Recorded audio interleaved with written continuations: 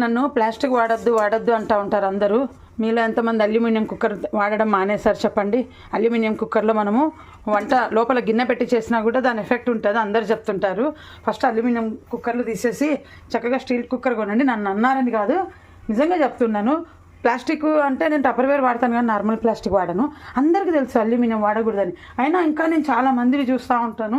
నూనె వేసాను, ఎందుకంటే నూనె వేయటం వల్ల అన్నం పొడిగా వస్తుందండి. వాడ్చిన అన్నం ఎట్లా వస్తుందో అట్లా వస్తుంది. కుక్కర్లో పెట్టినప్పుడు కంపల్సరీ వేస్తాను నేను. ఇంకేంటంటే మనకు అందరూ కుక్కర్ పేలిపోయేటివి చూస్తూ ఉంటారు వీడియోలు. దాని రీజన్ ఏంటంటే ఇందులో ఏమన్నా ఇరుక్కు ఉంటుందని కదా. డౌట్ చెక్ చేయకున్నా కానీ పర్వాలే. కానీ ఏం చేయాలంటే విజిల్ ఎప్పుడు ఇట్లా స్టీమ్ వచ్చినాక చేయి పెట్టి ఇట్లా చెక్ చేసి అప్పుడు కుక్కర్ పెట్టండి. ఏమీ అవ్వదు అసలు. ఇట్లా చెక్ ఇక్కడ స్టీమ్ స్టార్ట్ అవ్వాలి. ఇది మా ఆంటీ దగ్గర నేర్చుకున్న పెళ్ళికి ముందు.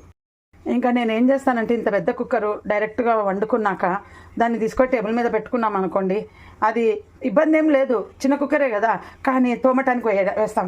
అదే వేడి మీద అన్నం వేరే గిన్నెకి తీసేసినాం అనుకోండి, అప్పుడు ఇది ఉట్టి నీళ్ళతో పైపైన కడిగేసి పెట్టేస్తే ఇక తోమడానికి గిన్నె ఉండదు అనమాట.